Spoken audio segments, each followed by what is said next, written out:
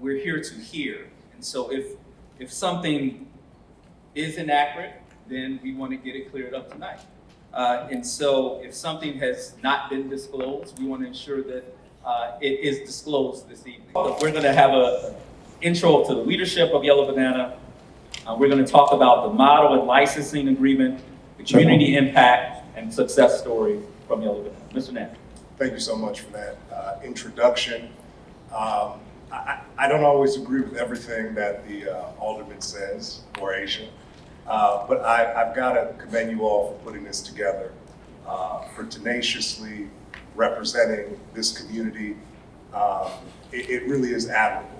This is exactly the kind of work that elected officials should be doing, that community organizations should be doing, holding private organizations to account, ensuring that there's transparency, and ensuring that the community gets their questions answered. So I want to commend the Alderman and Aisha and Range for that, first and foremost.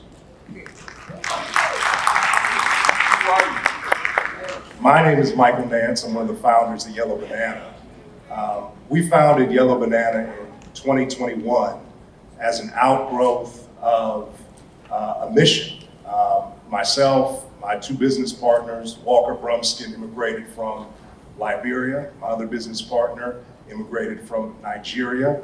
I grew up on the east side of Cleveland, and we knew what it was like to grow up black and brown and poor, and in my case, shopping at a local Save-A-Lot.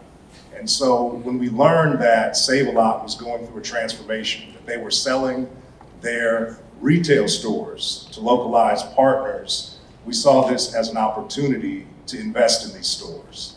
We were well aware of the lack of investment, the condition of the buildings, the need to update them, and we saw this as an opportunity to make good on that mission, to provide healthy, affordable, quality food to folks who look like us and grew up in the places like the ones that we grew up in.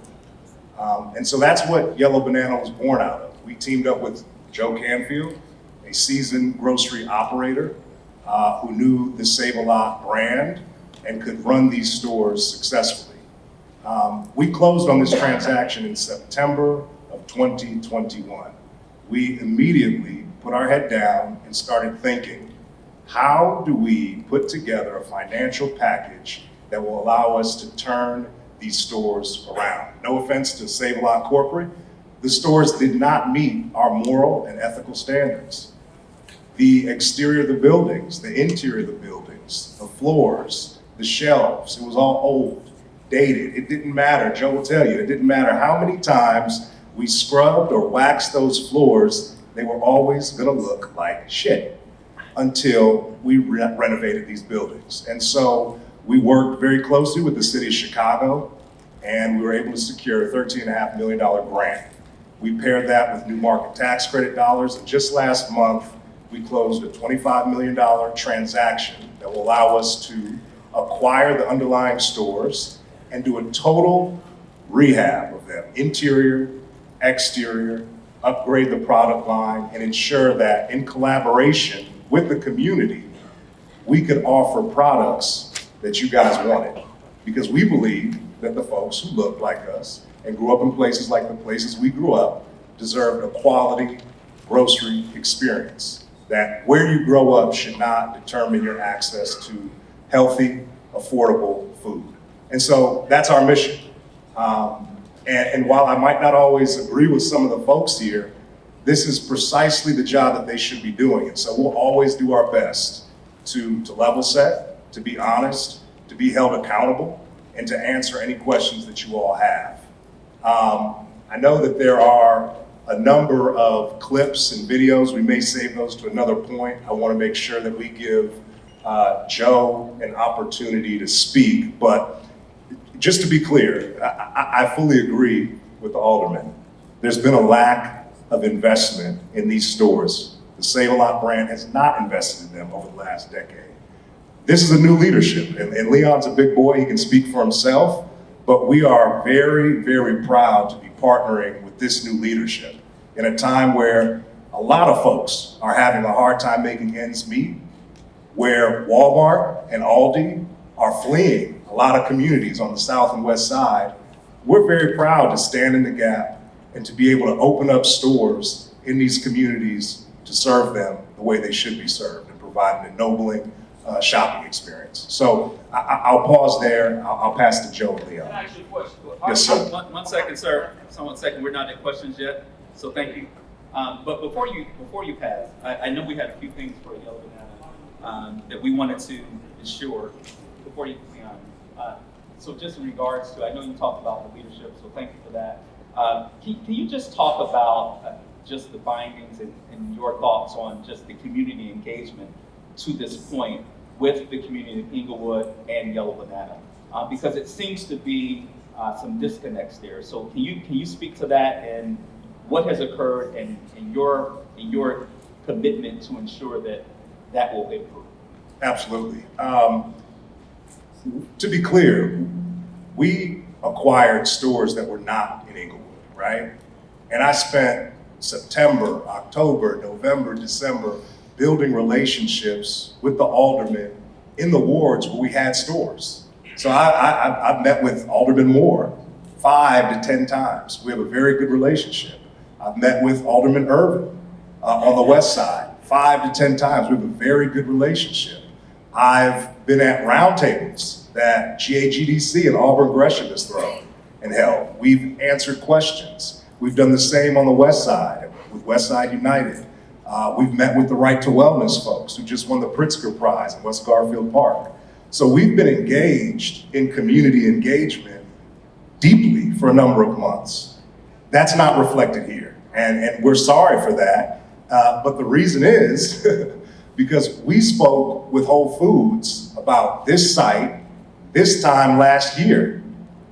The lease arrangements did not make financial sense for us. We could not, in good faith, take on that lease, assume it, and be out of business in no time. It was too expensive, point blank. And so we said, look, guys, you gotta work with us. We can't do this. They said, kick rocks, bye. We didn't hear anything from them for months. In November of this past year, they came back around and said, look, somebody's gotta take over this lease. And we were able, with their support, they were very generous, to reach an agreement that we thought we could make work. And so there was a lot of pressure from the Whole Foods Amazon side to get it signed. There was some pressure from the city, right? And we thought we were doing a good job. We said, well, shit, we don't think this community shouldn't have a grocery store. If no one's going to do it, we'll step up to the plate. Well, that process meant we didn't have the time to engage in community engagement the way we would have liked and the way we've done quite successfully in other areas of Chicago. And so for that, it's a creature of circumstance, but we wish that it were otherwise, to be clear. Last question for you. Thank you for that. Last question before you pass. I know we talked about just success stories, and so I know that Yellow Banana has been operators of the 7 other stores since 2021, which puts you all as operators for almost 2 years. Well, September 21. Yeah, since 2021. So with that said, as we look at the other stores and the state of those stores under your operation, and it seems as though that brand of poor space, poor quality is exhibited in those 7 stores. Why should the Inglewood community trust that you all will bring a great brand to 60th and Halsted when you all have operated stores for almost 2 years and it's been no change there? Well, it's a fair question. I agree in part and I disagree in part. What I agree with is that the buildings look just as shitty today as they did when we bought them. And that's because we just closed an investment transaction to remodel these stores. We didn't have $15 million sitting in our pockets to do that prior to this point. So if you go out and judge us by the stuff we bought and closed on in September of 21, you won't see much of a difference. But if you go in those stores and you look at the product, the first thing Joe did when he came in was we had a lot of feedback about the quality of our produce. He changed produce suppliers. People said they wanted organic.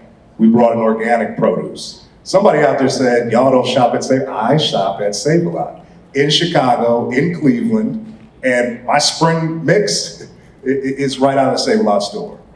My bananas, all my fruit, my chips, J. Higgs chips, shout out to J. Higgs chips, they're delicious. They give Lay's a run for their money. I think they're hands down better, right? And so what you'll see is stores that I think are very well run. They are clean. We can't change the look of the floors, but we clean. A product line that is designed to be high quality and nutritious and affordable. And so we're very proud of that, and that's why I shop at these stores. There was one thing that was said about the findings, and Joe can speak to this, he's been in the stores. This rat issue. It was at the end of 21. We weren't aware that there were beans for rodents to get into the store. As soon as we became aware of that, we upped up the regimen of servicing these stores to make sure that they were getting exterminated on a regular basis. We closed up any access points from the outside, and we no longer have those issues. So that news was on the heels of us closing on these stores, and we immediately addressed it. It's unacceptable. It's not something that should be happening. It's not something that speaks well, right, about the brand, about these stores, but it's something we immediately took action on and we've changed. Thank you. Leon, CEO of Save-A-Lot. Thank you, Derek. I guess we have a video actually to show. I have some comments that I'd like to talk about Save-A-Lot, but I think we've got a really powerful video that if we can roll, we'd love to show first, please. We think it's a brand that's going to be here for a long time. We're going to prove that over the next few years that we're going to be a force to be reckoned with.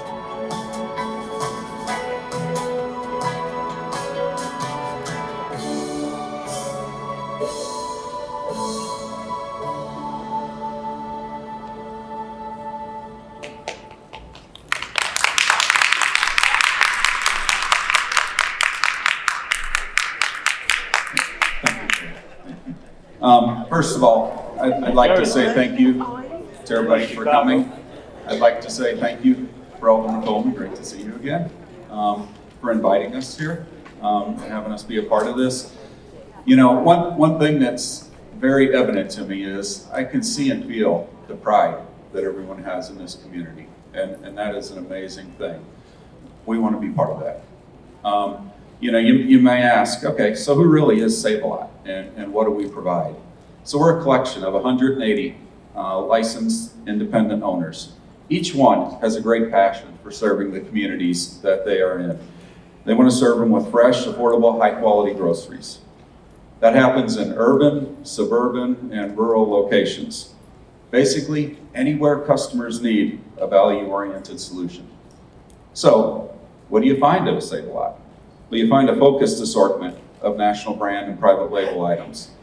The private label items are national brand equivalent or better, and they're backed with a 100% money-back satisfaction guarantee.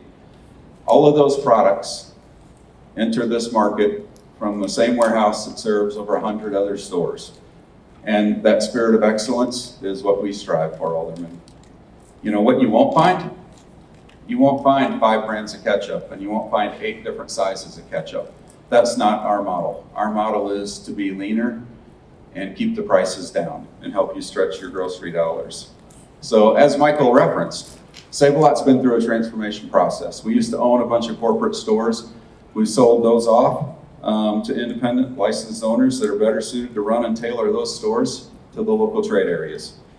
It was important to select licensees that want to serve those trade areas in the best way possible, hence Yellow Banana. We leaned in with Yellow Banana and ultimately came to a partnership, and we're proud to have them. I will acknowledge, though, I've been here 15 months at Save-A-Lot. I'll acknowledge, though, that there was a historical lack of corporate investment in stores, including the Chicago stores. And on behalf of that corporate entity, I apologize for that. I think that's very important because ultimately that's something that's going to be fixed as we go forward here. you know, those store conditions didn't offer the shopping experience that we expect to provide. So, I know you're probably skeptical and you're sitting out there saying, why should you expect things to improve, right? Well, there's a passage in the Gospel of St. John that says, blessed are those who have not seen and yet have believed. And I'll tell you right now, I'm not asking for blind faith here. And it's difficult to believe in the future without faith as well. Blind faith is not what we're here to offer you. There's a path forward. The Englewood store looks great. We look forward to providing a great value and to help all of you stretch your food dollars in a way that you're going to feel good about. But there's a path forward for the other Chicagoland stores as well. There's committed capital to improve the shopping experiences and the lives of the residents in those communities, just as Save-A-Lot has done in so many other communities. That's why I wanted to show you the video. In the last 3 years, over half of our stores network-wide have been remodeled. And that's a phenomenal accomplishment. So, you know, I'm not asking for your faith, your blind faith. I'm asking for your faith in a plan that has all of the pieces committed to fulfilling it. We're excited to see Yellow Banana make this vision a reality in Englewood first as a flagship store, and then on the other Chicagoland stores. Save-A-Lot's a proven model. It works in all types of communities. If Save-A-Lot were not in existence today, there'd be 239 additional food deserts in the United States. This is a sustainable model. It's a model that's well suited to serve this community on an ongoing, long-term basis. So, what you will find is a great shopping experience, choices of fresh groceries at great prices to help you stretch your food dollars and feel good about what you're feeding your families and saving money. And once again, I just want to say thank you to the aldermen and thank you to all of you for having me here tonight. Hold the mic. Yep. Thank sorry. you, Leon. I should have anticipated that. No worries, no worries. But before I pose the question, I just want to make sure everyone knows. So we want to ensure that we give you the opportunity to ask questions. So at this time, you should have some wonderful young ladies and young men who are passing out index cards. Oh, it's just one person? Okay, a wonderful person, one person who's handing out index cards. So if you have a question, please put your question on the index card. So we will not allow anyone just to blurt out on the index card. So please get an index card, write your question down, and I will make sure that your question is heard, okay? So it will facilitate from the side, okay? So ensure that you have your index card so the questions can be asked. Perfect. And so also, Leon, so thank you for that, allowing me to make that announcement. Can you speak to just the overall store conditions? I know that we know that you have been in this role for 14 months? Almost 15. Almost 15 months. But yet, you know, Save-A-Lot has been here for a number of years. So can you speak to just the store conditions, not just in Chicago, but, you know, across, I believe 869 stores? How about 840? 840. Yes. So can you speak to those conditions? Because there seems to be a common thread that's running through a majority of those stores. And so can you speak to that? Yes, I absolutely can. That common thread is that spirit of excellence that the alderman stated. We have some fantastic long-term operators. We have other newer operators, but by and large, the store conditions. Well, the video we showed you was a newly remodeled store. Right. As I said, in the last 3 years, half of our stores have been remodeled. But I'll tell you, I've been in a lot of stores that haven't as well, and they're in fantastic shape. You know, I'll share a quick story with you, Eric. I was in a store in a neighborhood. You know, every neighborhood is different, but you know, it was an inner city neighborhood, and I had this gentleman come up to me, and this, I'm in my mid-50s, he was in his mid-50s, not exactly a touchy-feely type of guy, big dude, and he came up and he said, I just want to say thank you. And he said, I live 4 minutes from this store, and I haven't been in this store in 4 years. This is pretty amazing. Thank you. That gives you goosebumps. That's what we strive for. That's that spirit of excellence. Is every store like that? No. But the vast, vast majority provide a tremendous shopping experience. And I just want to make sure that that characterization comes across loud and clear. And to that, I guess I want to ensure that more specifically, because there is, we can't deny the fact that there are a number of stores, Save-A-Lot stores, as we already talked about in our findings, where the space is in really deplorable shape, lack of inventory, expired foods, not only the 7 other stores in Chicago, but even in talking with those in Washington and other places. And so, though you state that there is a spirit of excellence, but it seems as though it's antithetical to what actually really is. So I'm wondering, can you speak to that? Can you speak to, and the reason why there was a survey that said we don't want a Save-A-Lot is because of that other side of what people are seeing. So can you speak to the actual conditions that are causing so many raised eyebrows and concern?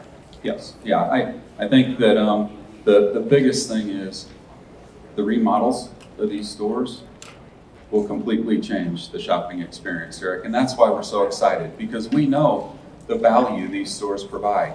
We know what these stores do for other communities. And I get that the condition of these stores with the lack of capital investment needs to be upgraded. That's why we're so positive and so enthusiastic about the future here. We know what this can be. We know what it is in other markets. We know how it benefits other communities. So that is that vision for the future. And as I said, this isn't some pie in the sky, maybe it'll come vision. This is a committed vision, and it's a funded vision. And that's why we're looking forward to it so much. So we're going to circle back to you. So we still have a few things we want to hear about as far as the renovation time, economic opportunities, and open days. So we're gonna put a pin there, but I want to pass the mic to Joe, who's been patient. And so, Joe, if you want to introduce yourself, feel free. And I know we've already talked about a number of things that maybe you have some notes about that you want to share before we dive in, take a deeper dive. Yeah, thank you very much. So my name is Joe Canfield. I'm the CEO of Yellow Banana.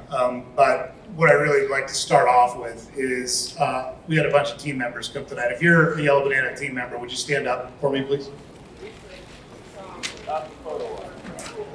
So We need y'all come. We need y'all Y'all trying to take our pay. We got something to see. We're not going to yell out. Thank you. He just asked to stand. Thank you. thank you. So we have a bunch of great team members, and I think the pride that they have in our company and the pride in what we do shows. We talked to folks this morning, and we got all these folks came out today when we asked. So yeah, we're not perfect. Nobody's perfect. I don't make excuses. I don't run from things. So we're happy to address anything that anyone wants to talk about. In terms of the way the stores are now, we just closed this transaction, and it took 18 months. It was a very complicated transaction.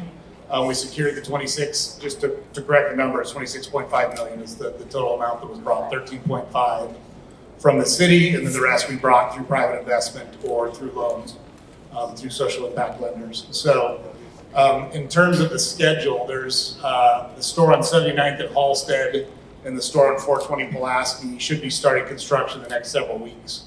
There's a process through which you need to go to get a commencement letter with the city.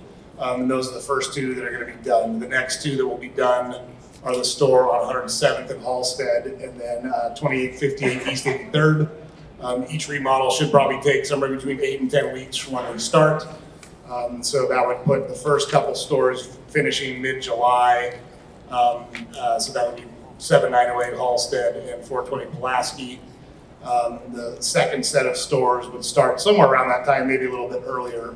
And then that would put the finish somewhere in mid to late September. The last two stores to go will be the one 7240 Stony Island and 4439 West 63rd. We're hoping to wrap those up right at the end of October. And so when we talk about remodels, it's a very extensive remodel that every store will be going through. So new roofs, new parking lots, new refrigeration equipment, new check stands, shelving will come out, be scraped down, painted, put back, new floors. So these will be very, very different stores than what you're used to. And yeah, look, it's been frustrating for me personally for the last year and a half. I absolutely acknowledge don't run from anything. We've owned these stores for a year and a half and the physical condition has not gotten better. I wish that we had the financing or the money to act on this sooner, but we didn't. We started that process to secure that financing in October of 21, and it took until March of 23 to close that financing. So in terms of expired product on the shelf, I know it's not going to be popular, but you could go into any grocery store anytime, and if you look hard enough, you're going to find some expired product. We have to do a better job of trying to stay on top of it. We have category rotation schedules.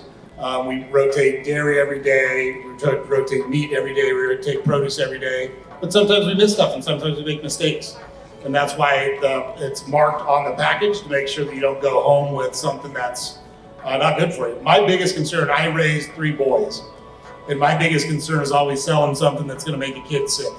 So forget the reputational damage and forget all the other stuff. I got 3 kids. I'm a parent just like a lot of people are.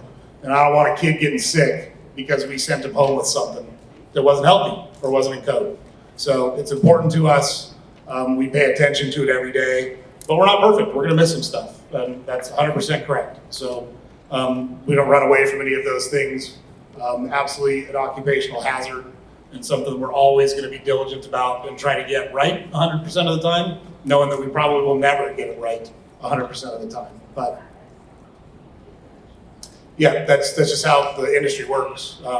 It is what it is. I wish I could give you a different answer, but I don't run from stuff. I don't lie to people. That's just how the industry works. So we got to get better at it. We'll always keep trying to get better at it, but that's just how things go.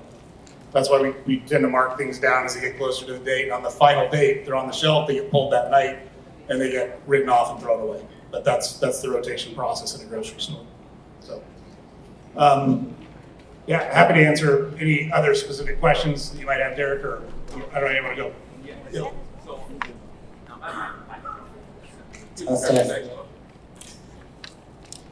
hear me? No. Well, I'll talk loud. So, no, I'm okay. I think you all can hear me, correct? No. No? Okay, they didn't. All right. So what we'll do at this time, so I don't want to, so just as a moderator, I want to ensure that the questions that have been written down are able to be posed to the panel. But before we do that, we do want to ask Mr. James to come forward, who has worked in, you can come over. Yep. Who has worked in grocers, and we'll talk about best practices, and then we will move to question and answers. And then, hopefully that will take, enough time, but we'll try to get everybody out here in a reasonable time, okay? All right. Hello everybody, my name is Carl James. Just to give you a little bit about myself, I've been in the grocery retail for over 32 years. I've worked for Jewel, Food for Less, Ultra, and Cub Foods, so I have a lot of experience and been around for a while. And I guess we are here because of the biggest concerns is about the product. So that's what we are here about. So that's something that we just want to address is the product. And mainly it comes from is the distribution part of it. I heard what you said about you guys just purchase it and you just close the deal, so things are gonna start going forward. But just as of right now, from the things that we've been into the stores and we've seen, the conditions are still pretty bad. We've come across a lot of items that haven't been, I'm sorry, we come across a lot of items that have been expired on the shelf. Things like that shouldn't be sold. And I mean, I don't understand how that can happen in any food industry. We should never have anything expired So that's pretty much the biggest concern, because that's a safe haven for everybody. So we want to know, how can we address that first before anything? Yeah, I think the biggest thing is the operational practices that Joe referenced, right? And every time anything like that happens, you learn from it. So whether it's a certain department, whether it's a certain store, the key is to continue to improve every day. So if there is something like that, it'd be great to bring it to our attention immediately, and we'll address it.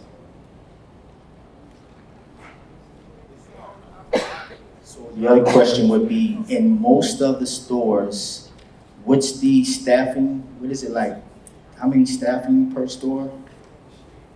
Reason I ask is because I understand Jewels and Food for Less and all are pretty bigger than Save-A-Lot, right?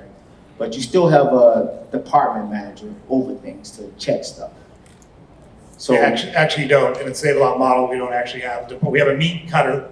We have a store manager and an assistant store manager, but it's actually one of the ways the Save-A-Lot model works to keep costs down, is people rotate throughout the store and do different jobs throughout the store. So that's why it's a very different model than a conventional grocer. Aldi's not dissimilar. Aldi runs similar. I don't know if you've worked at Aldi before, but it runs similar process. I heard you say a meat cutter, so if you have a meat cutter, then that's something that the meat guy's gonna take care of the meat count at all times? Yes. Is that how that works? That's right. So we should never come across bad meat then? So I wouldn't say never. It's just that the world's an imperfect place. Well, It's yeah. just how it is. Yeah, I get that. Every now and then you'll miss one or two though. but- Yeah, that's all I'm saying. Thank you. Thank you. My question goes directly to a community benefit agreement. Something that's happening in the city of Chicago. Amazon, under their retail arbitrage program, have teamed up with Pete's and Mariano's, and they formed this big cooperative to control the grocery markets in our community. The Arabs have since purchased Dearborn Wholesale. So none of the businesses in our community can purchase any goods and services now wholesale because the Arabs own that, and everybody's in bed together creating all of these co-ops saying that you gotta have a $3 million purchase agreement and $60,000 to get in. My question is, as a community resident, I own a business and I live in the community. Is there a community benefit agreement that you all can make with us the same way you make in every other community, where those people not only get their stuff on the shelf, but they're able to purchase groceries for their community, wholesale to service them in their own particular stores? So if we want to be a good community partner, do that like they do in all the other communities, because we don't want to suffer another pandemic and have our shelves empty because the rest of the communities come together and they take their disaster money and they purchase directly from the stores that are in their community, put it in an Amazon warehouse and make sure that those people are served when we are not. That's what I'm saying. Thank you. Thank you. We'll give you guys an opportunity to respond. Sure.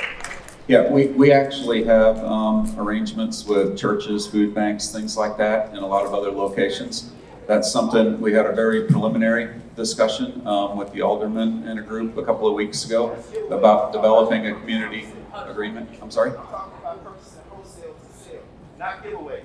Yeah, I know. Yeah, no, that's my point. We have arrangements where we sell at a very low cost to those other organizations. So it's a little different what you're asking, but it's the same principle.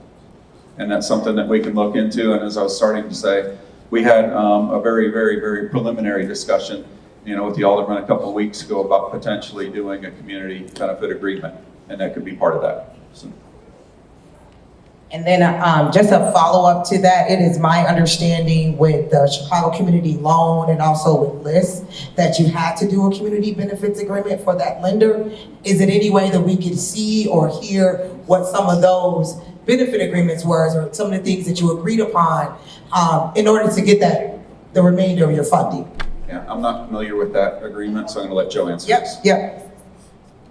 Yeah, so there was no requirement for a community benefits agreement with either of those loans. With that said, we would love to do a community benefits agreement with all the places we operate, Englewood included.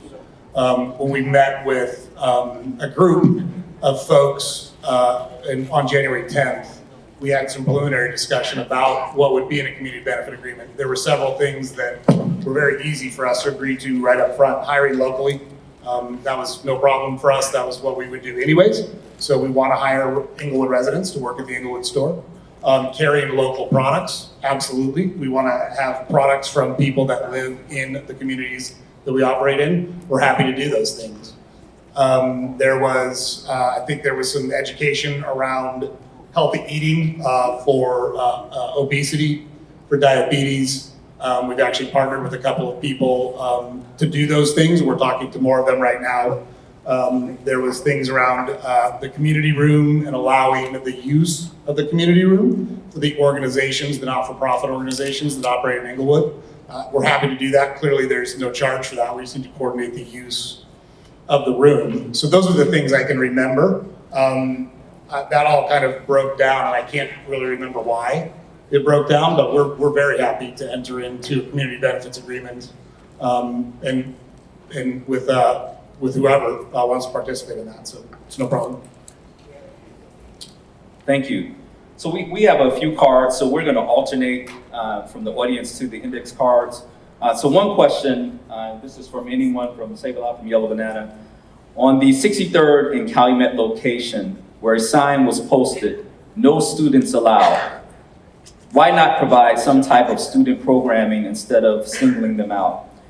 Next, they go on to, do the staff that is here today in their Save-A-Lot hats understand what we're even fighting for? Why are they here and how much do they know?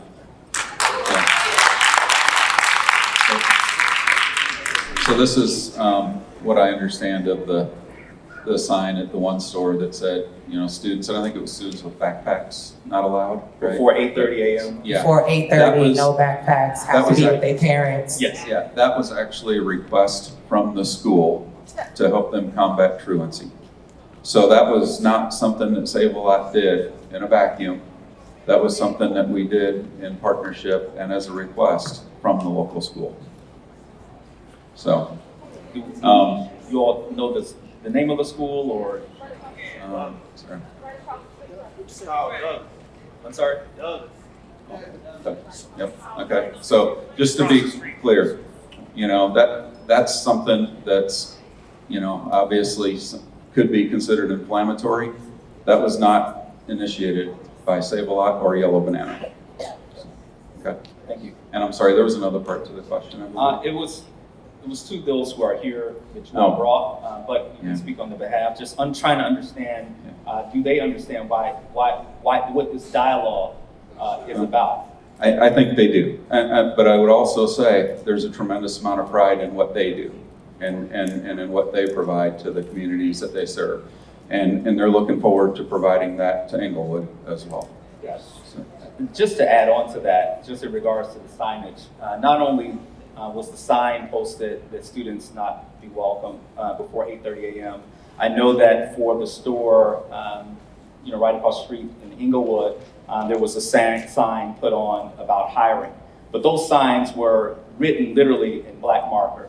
And so I know that from a professional lens, you wouldn't see that anywhere downtown or any other places. So can you speak to the manner in which the signs were posted? Just in black marker thrown up, because from anybody's perspective here, that shows lack of professionalism, and it shows a perception of how you think of those who you're actually marketing to. yeah.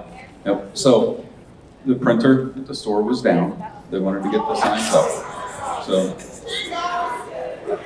So, and that, Look, it's a fair question. But, Thank you. back in early January, Joe, was it? We had a meeting at the Inglewood store. We had several community organizations there, the Inglewood CDC, Cecile, folks were there. And Keith, you were there, Anton was there. And we said, look, tell us how you want us to hire. Give us a job fair you want us to show up to. We'll work with you. We'll let you publicize it how you want. Okay, great. We said, give us the names of entrepreneurs. We want to bring in Black entrepreneurs to run the coffee bar, to run the hot food bar, the bakery. Help us. Who do you guys want in Inglewood? We said, give us the names of contractors, painters, electricians from the community that could use a good job. We got zero response, zero. Nobody said, hey, here are the folks you can reach out to. Here's a list of some contractors. This is a job fair you can go to. So look, people don't like us writing with a marker, I get it. But there was an opportunity for stakeholders to come to the table and meet us halfway. And it didn't happen.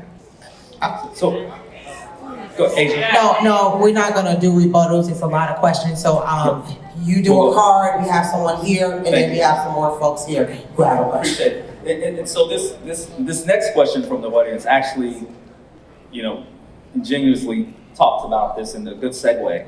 So by none of you guys meaning Yellow Banana, not being from Chicago, do you have a consultant to help you navigate Chicago, and who is that person? So we're actually looking to hire someone full-time to do community engagement. We've had the job posted for. 1 second, please. We've had the job posted for about 3 months. With that said, we want to choose the right person, and by that I mean we want the communities we operate in to help us choose the person. So we've actually been taking applications and recommendations from the communities we operate in. So we absolutely have a full-time position available for that, but we have not hired anyone in that position yet. That's my question, Joe. But Joe, who's been consulting you all thus far? I want to know who has been consulting you thus far. I'm not sure I understand. Who has been consulting you regarding the Inglewood community thus far?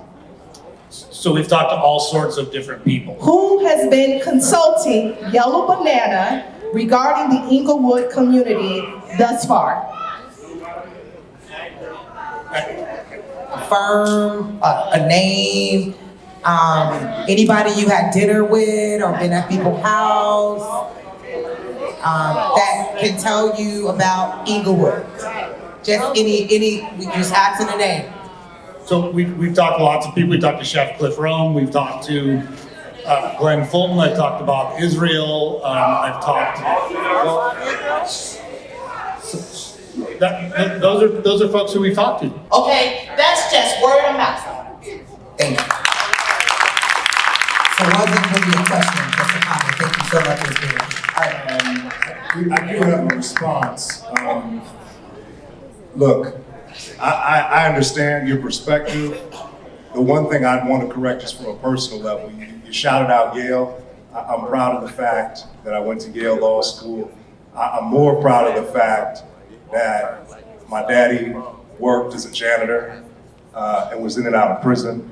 I'm more proud of the fact that my mother was a single parent who had diabetes and died of cancer, but raised a son who was committed to trying to do better in communities like the one that he grew up in.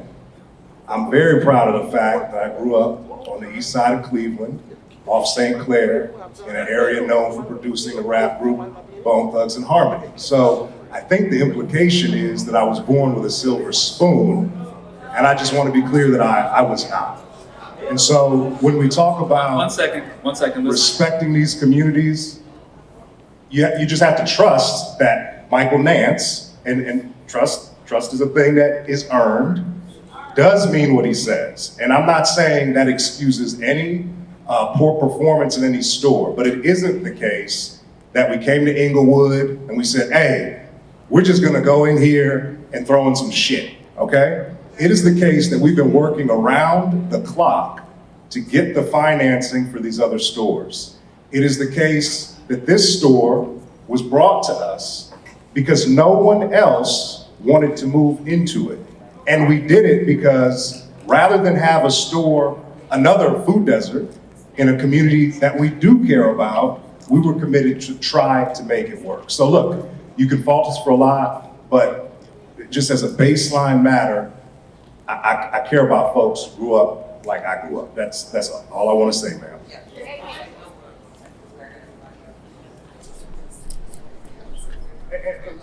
And we do, if you guys want to see, we did come prepared with slides and video of the interior of the Inglewood store, so you can understand.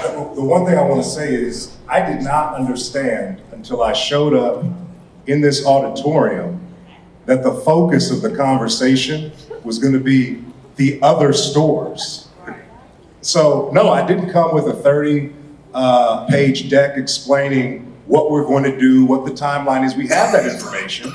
And had we known in advance that folks wanted to hear from us on, hey, what is your plan for the rollout at Yeah. 79th and Halsted? We would have come with that. So it's not because we don't respect you all. It's because we found out about this event a few days ago, and we thought Inglewood was the focus. And I apologize, if folks want to hear about the other stores, we can have that conversation. So, as I mentioned, Whole Foods reached out to us early spring of last year. We had a conversation. That was them exercising their first right of refusal. Hey, we've got to bring it to a Save-A-Lot operator. We've got to try and make it work. We said, I don't think it's going to work for us. They went to the market. I'm not Whole Foods. I'm not Leon. When I say I don't know the ins and outs, I mean it. I don't know. I do know that Joe and I met with Leon at the Aldi site. And I do know that there were conversations with Aldi, and it did not work out.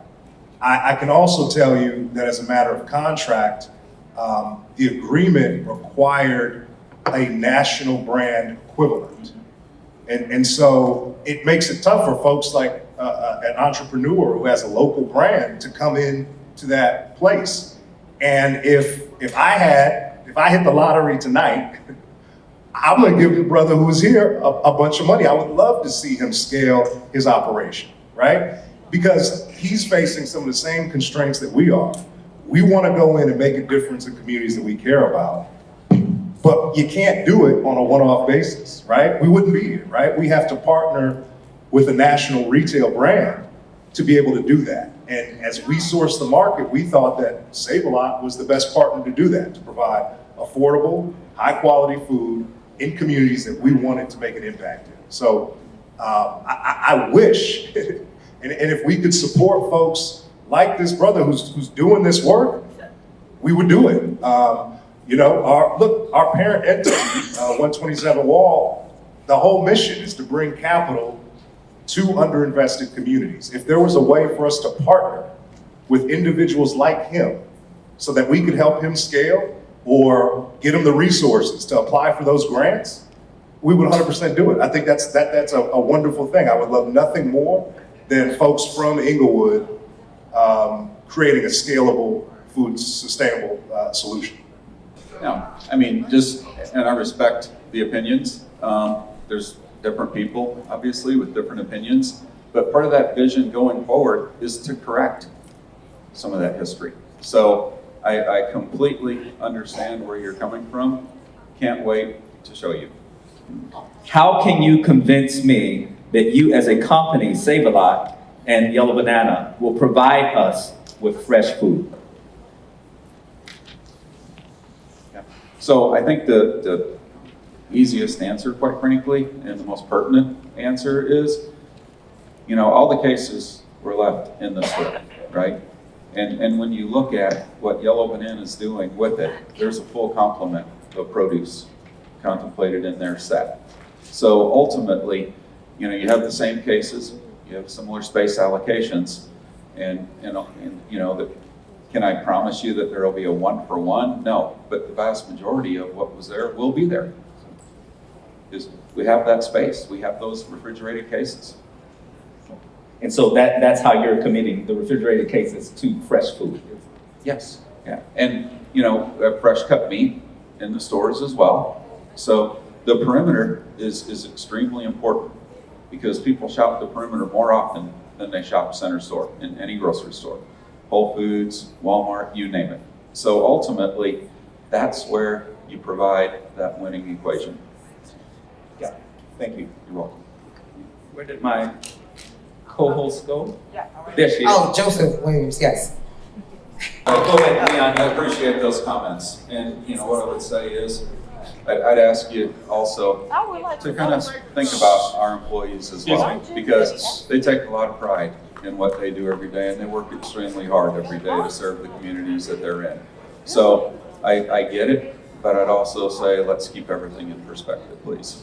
So I guess, you know, what I'm a little confused about is, I understand the strong opinions here this evening. We also know how many people regularly come by the store asking when it's going to open. So I don't know the perfect answer to your question. I don't know the perfect answer to this entire equation.